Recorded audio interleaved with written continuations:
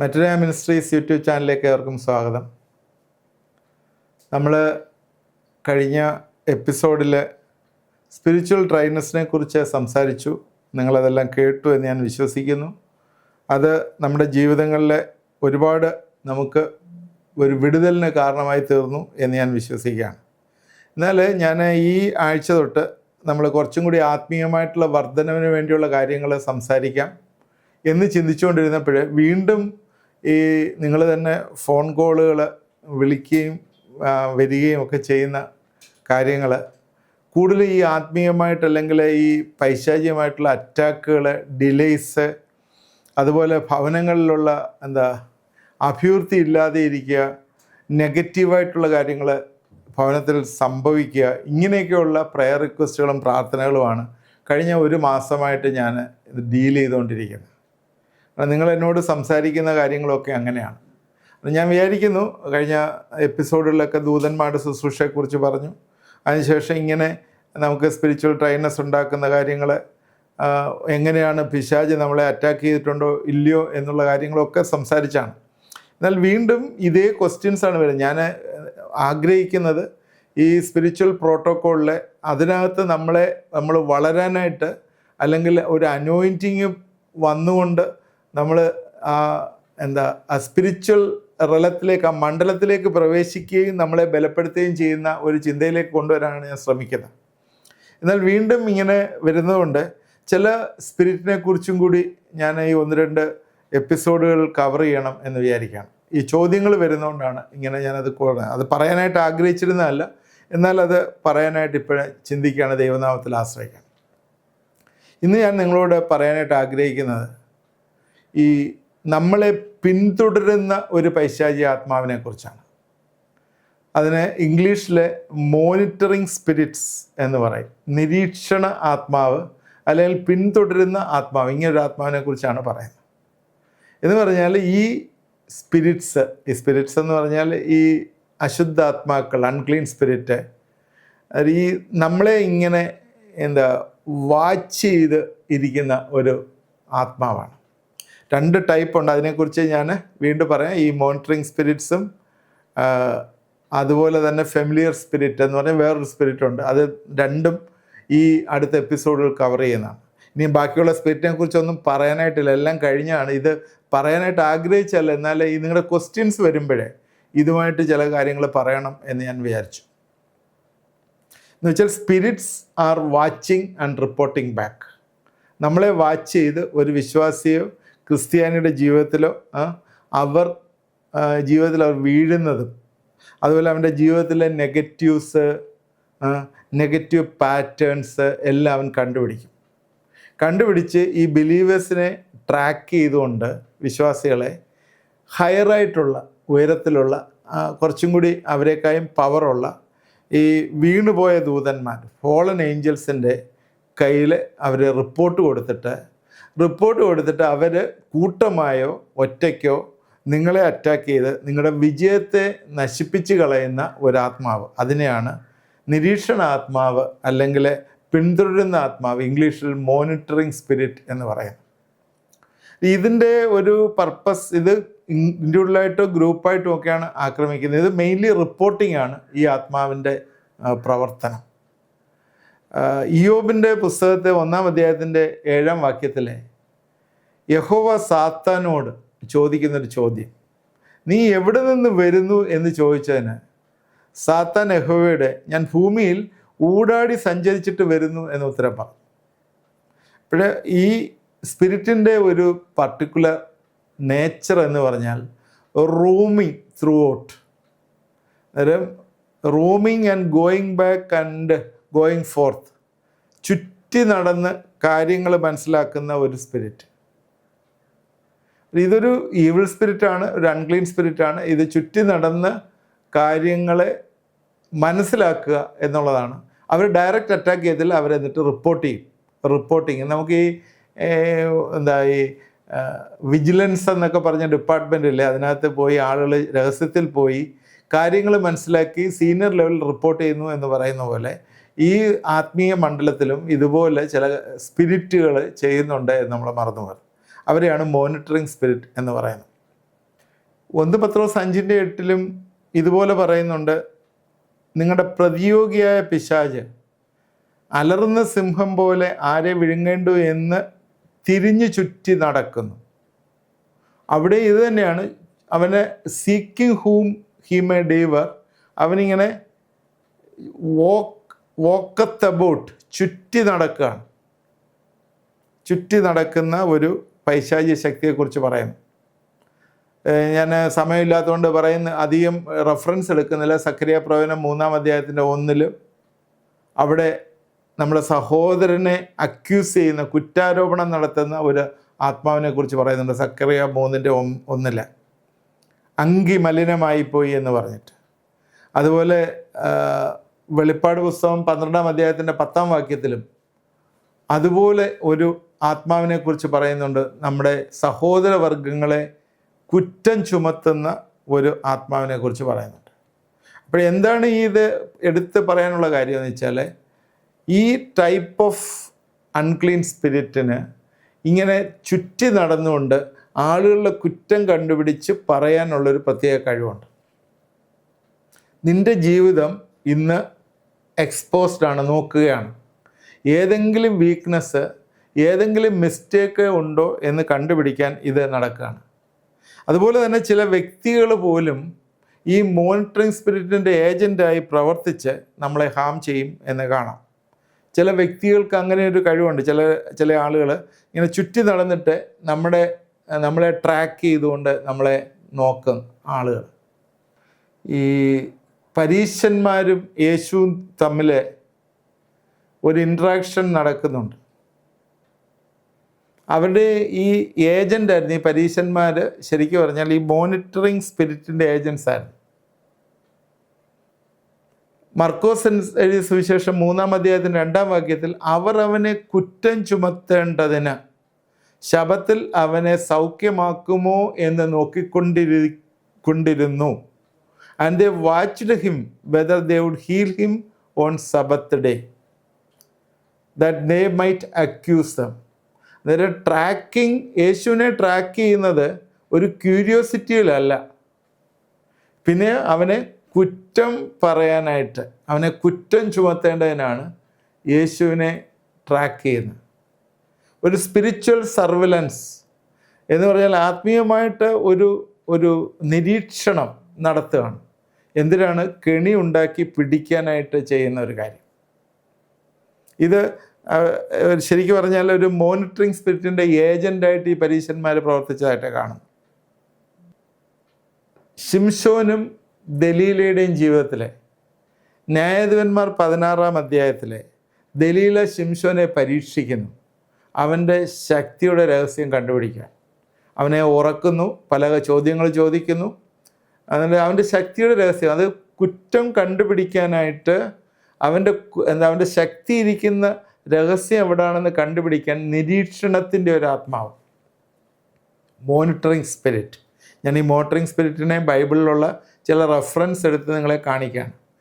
ഇത് യേശുവിൻ്റെ സമയത്തുണ്ടായിരുന്നു, നേരത്തെ ഉണ്ടായിരുന്നു, ഇതെല്ലാം ഞാൻ പറയുന്നു. യെരുശലേമിൻ്റെ മതിൽ നെഹമ്യാവ് പണിയുമ്പോഴേ,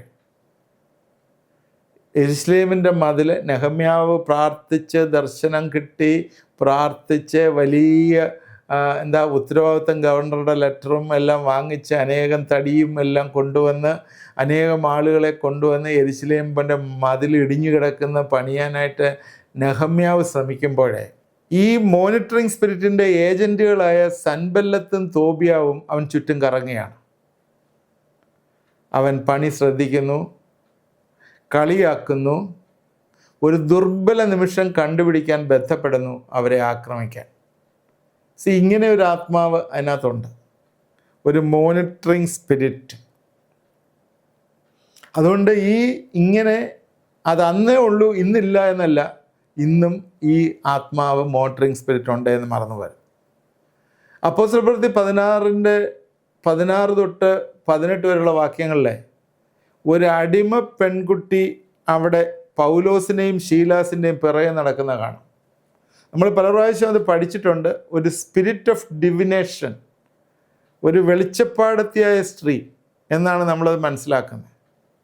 അതായത് അവരെ അതിൽ നിന്ന് ഡിസ്ട്രാക്റ്റ് ചെയ്യുവാൻ, എന്ന് വെച്ചാൽ അവൻ്റെ മെസ്സേജ്, അവൻ്റെ പ്രീച്ചിങ്, അവൻ്റെ സുവിശേഷ ഘോഷണം, അതിൽ നിന്ന് അവനെ വിഡ്രോ ചെയ്യാൻ, അവൻ്റെ ഭാവി കാര്യങ്ങൾ അല്ല അവൻ്റെ നേരത്തെയുള്ള കാര്യങ്ങളൊക്കെ അറിയാവുന്ന, വാച്ച് ചെയ്ത, മോണിറ്റർ ചെയ്ത ഒരാത്മാവ് ആ കുട്ടിയിലുണ്ടായിരുന്നു.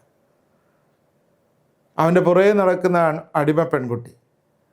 അതിങ്ങനെയുള്ള ഒരു സ്പിരിറ്റ് ബൈബിളിലുള്ള ചില റെഫറൻസാണ്, ഏജൻ്റായിട്ട് വർക്ക് ചെയ്യാണ്. ഇന്ന് നമ്മുടെ സമൂഹത്തിലും നമ്മളായിരിക്കുന്ന ഈവൻ സഭയിൽ പോലും നമ്മൾ പോകുന്ന സാഹചര്യങ്ങളിലൊക്കെ ഇങ്ങനെ ചില ആളുകൾ കൂടി ഈ ഏജൻ്റായിട്ട് ഈ മോണിറ്ററിങ് സ്പിരിറ്റ് അല്ലെങ്കിൽ ഈ സ്പിരിച്വൽ സർവലൻസ് നടത്തുന്ന പിന്തുടരുന്ന ആത്മാവ് വർക്ക് ചെയ്യുന്നുണ്ട്. നമ്മളറിയത്തില്ല. നമ്മൾ ഇവരോട് കാര്യങ്ങളൊക്കെ, നമ്മുടെ ജീവിതത്തിലുള്ള കാര്യങ്ങളൊക്കെ പറയുമ്പോഴേ അവർക്കതൊരു ആ അറിവ് ശരിക്കും ഈ ആത്മാവിനാണ് അറിവ് കിട്ടുന്നത്. ആർക്കാണ്? ഈ മോണിറ്ററിങ് സ്പിരിറ്റിനാണ് അറിവ് കിട്ടുന്നത്. കാരണം അവർ കൂടി പ്രവർത്തിക്കുകയാണ്. അതായത് നമ്മുടെ ഭാവി കാര്യങ്ങളും കൂടി ചിലപ്പോൾ അറിയാതെ പറയും, ഞാനിത് ചെയ്യുന്നു, ഞാൻ പ്രാർത്ഥിക്കുന്നു, എനിക്കിങ്ങനൊരു കല്യാണം അല്ലെങ്കിൽ ഇങ്ങനെ കാര്യങ്ങൾ ഒക്കെ വീട്ടിൽ നടക്കേണ്ട ആവശ്യമുണ്ട്, ഞാനത് പ്രാർത്ഥിക്കുകയാണ് എന്നൊക്കെ നമ്മൾ പറയുമ്പോൾ പോലും, അതുകൊണ്ടാണ് പല കാര്യങ്ങളും നിങ്ങൾ ഷെയർ ചെയ്യേണ്ടത് സൂക്ഷിച്ച് ചെയ്യണമെന്ന് പറയുന്നത്. എല്ലാവരോടും എല്ലാ കാര്യവും വിളിച്ച് പറയരുത്. ഈവൻ ഞാൻ ഇവിടെ പ്രസംഗിക്കുന്ന പോലും എനിക്ക് വെളിപ്പെട്ട് കിട്ടിയ എല്ലാ കാര്യവും ഞാൻ ഇവിടെ പറയാറില്ല. കാര്യം അത് ആ ഒരു ക്രൗഡല്ല അത് അക്സെപ്റ്റ് ചെയ്യുന്നത്. അത് പലപ്പോഴും ഈ പറഞ്ഞ പോലെ മോണിറ്ററിങ് സ്പിരിറ്റ് വാച്ച് ചെയ്ത് ഒബ്സർവ് ചെയ്ത് ഇങ്ങനെയൊക്കെയുള്ള കാര്യങ്ങളിൽ നിൽക്കുന്നത് കൊണ്ട് ചിലപ്പോൾ എനിക്കത് വേണ്ട രീതിയിൽ കമ്മ്യൂണിക്കേറ്റ് ചെയ്യാൻ പറ്റത്തില്ല. ദൈവം എൻ്റെ മനസ്സിനോട് പറഞ്ഞ് എൻ്റെ നാവിനെ പിടിച്ചു കെട്ടോ, അത് പറയരുത്. അതുകൊണ്ട് ഈ ഏജൻറ്റ് വഴിയും ഇന്ന് പ്രവർത്തിക്കുന്നുണ്ട്, നമ്മൾ മറന്നു. അതുകൊണ്ട് നമ്മുടെ പ്രെയർ റിക്വസ്റ്റുകളൊക്കെ നിങ്ങൾ ഷെയർ ചെയ്യുമ്പോഴേ സൂക്ഷിക്കണം. ചിലപ്പോൾ ആ ആ റിക്വസ്റ്റ് ഷെയർ ചെയ്യുന്നവർ പോലും ഈ മോണിറ്ററിങ് സ്പിരിറ്റിൻ്റെ ഏജൻ്റ് ആയിരിക്കും എന്ന് നമ്മൾ മറന്നു പോകണം. അപ്പോൾ ഇതിനി പ്രവർത്തിക്കുന്ന വിധം എങ്ങനെയാണെന്ന് നോക്കാം. ഈ മോണിറ്ററിങ് സ്പിരിറ്റ് നേരത്തെ പറഞ്ഞ പോലെ നിങ്ങളെ വാച്ച് ചെയ്യും, എപ്പോഴും വാച്ച് ചെയ്യും, ഒബ്സർവ് ചെയ്യാണ്. എന്നിട്ട് അത് എന്താണ് നിങ്ങളുടെ ജീവിതത്തിൽ നടക്കുന്നതെന്ന് ഒബ്സർവ് ചെയ്യും. പുറമേയുള്ള ജീവിതവും അകമേയുള്ള കാര്യമൊന്നും ആ ആത്മാവ് അറിയുന്നില്ല. പുറമേയുള്ള ജീവിതമാണ്. നിങ്ങളുടെ ബലഹീനതകൾ കണ്ടുപിടിക്കും.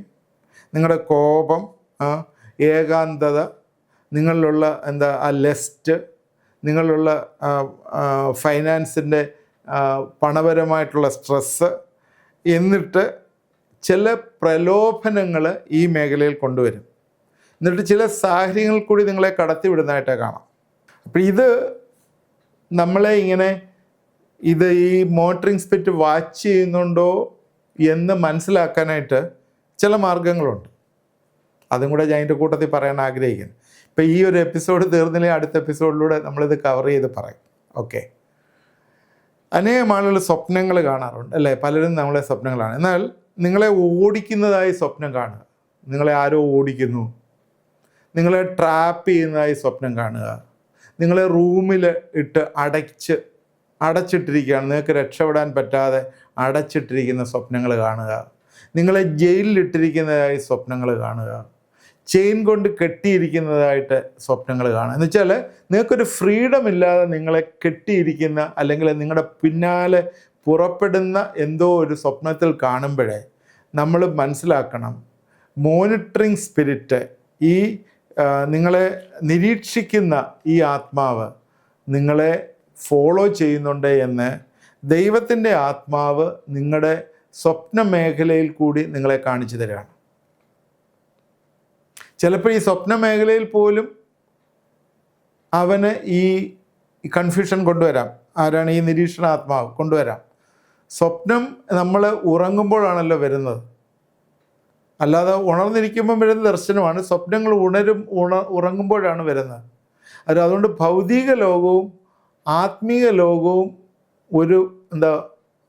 ഒരു തമ്മിലുള്ളൊരു പാലമായിട്ടിത് വരികയാണ്, മനസ്സ്. അപ്പോഴേ ദൈവം പല കാര്യങ്ങളും സ്വപ്നത്തിൽ കൂടി നമ്മളെ കമ്മ്യൂണിക്കേറ്റ് ചെയ്യുന്നു.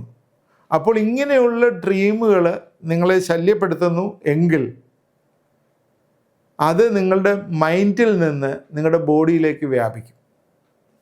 ദിവസവും ഇങ്ങനെയൊക്കെയുള്ള എന്നെ പിടിച്ചു കെട്ടുന്നതും ഒക്കെ ആയിട്ടുള്ള സ്വപ്നങ്ങൾ കണ്ടിട്ട് നിങ്ങൾക്കൊരു ഭയം വരും, നിങ്ങൾക്കെന്തൊരു പീഡനം പോലെ, മനസ്സിനൊരു സുഖമില്ല, ഒരു കൺഫ്യൂഷൻ വരുന്നതായിട്ട് നമ്മൾ കാണും.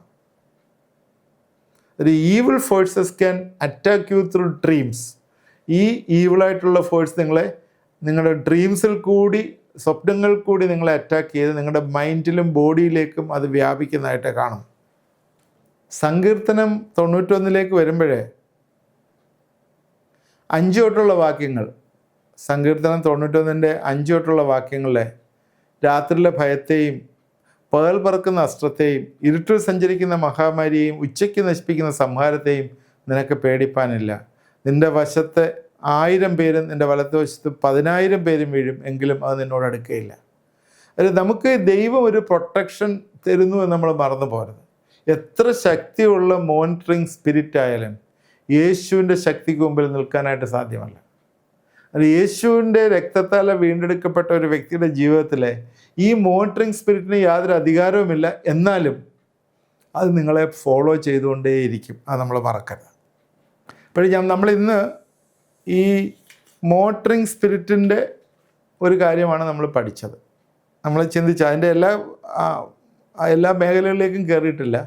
മോണിറ്ററിങ് സ്പിരിറ്റിൻ്റെ അത് നമ്മളെ പരീക്ഷിക്കുന്നതായിട്ടുള്ള നിരീക്ഷണം നടത്തുന്ന ഈ ആത്മാവ് നമ്മുടെ ജീവിതങ്ങളിലെ പ്രയാസം കൊണ്ടുവരും, നമ്മളെ നിരീക്ഷിച്ചുകൊണ്ടിരിക്കും. ഇങ്ങനൊരു ആത്മാവ് ഉണ്ടെന്നുള്ളതാണ് നമ്മളിന്ന് പഠിച്ചത്. അത് പലപ്പോഴും നമുക്കത് തിരിച്ചറിയുന്നത് നമ്മുടെ സ്വപ്നങ്ങൾ കൂടിയൊക്കെ നമ്മളെ ദൈവം കാണിച്ചു തരും. നിങ്ങളൊരു മോണിറ്ററിങ് സ്പിരിറ്റ് നിങ്ങളെ വാച്ച് ചെയ്യുന്നു.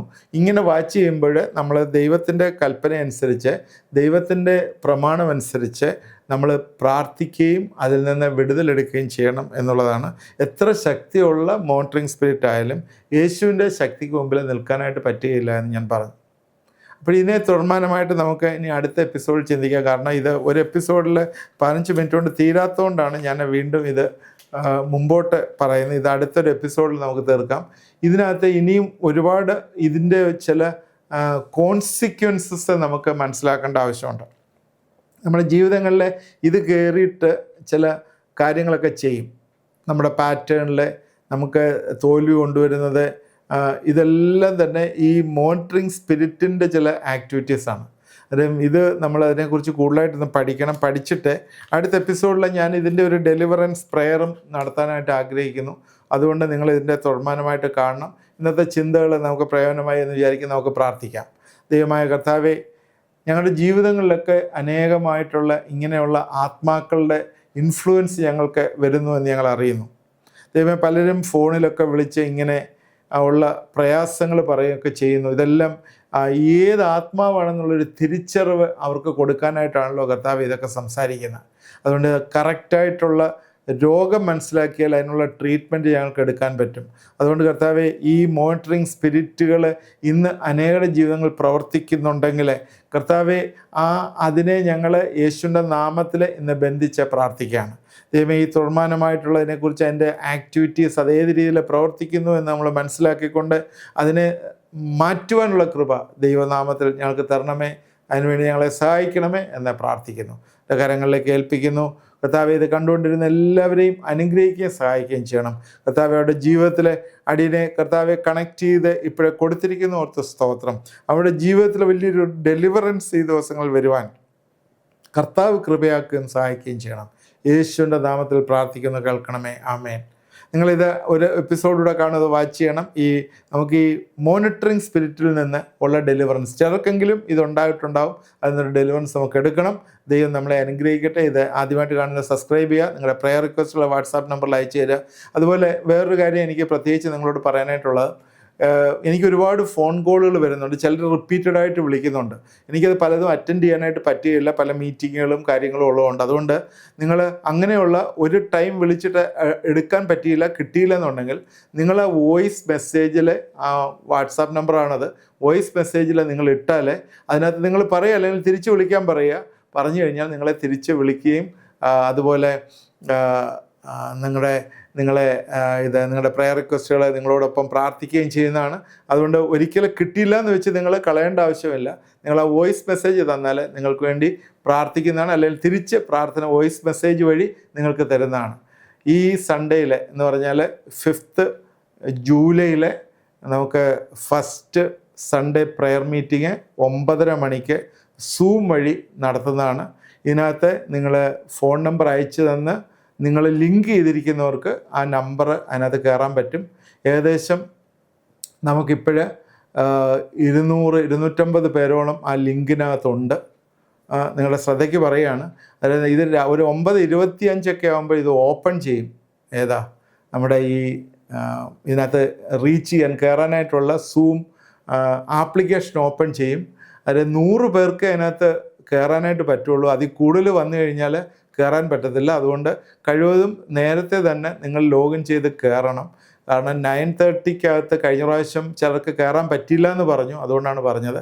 അതുകൊണ്ട് 9:30 തന്നെ നിങ്ങളതിൽ കയറണം. ഫസ്റ്റ് സൺഡേയിൽ 5-ാം തീയതിയാണ്. അതിൽ നിങ്ങൾ കയറിയിട്ട് നിങ്ങൾ ലോഗിൻ ചെയ്ത് കയറണം. അല്ലെങ്കിൽ ചിലപ്പോൾ അത് കയറാൻ പറ്റാതെ വന്നേക്കാം. അതുകൊണ്ട് പറയാണ്. അതുകൊണ്ട് ആളുകൾ ഒരുപാട് പേരുള്ളതുകൊണ്ട് 100 പേർക്ക് അതിനകത്ത് പറ്റുള്ളൂ എന്നുള്ളതുകൊണ്ടും അതുകൊണ്ട് ഞാൻ നിങ്ങളോട് അപേക്ഷിക്കുന്നു. തീർച്ചയായും ഇത് നിങ്ങൾക്ക് പ്രയോജനമായി എന്ന് വിചാരിക്കുന്നു. ഞങ്ങളെ ഓർത്ത് പ്രാർത്ഥിക്കുക. ദൈവത്തിൻ്റെ നാമം മഹത്വപ്പെടുമാറാകട്ടെ.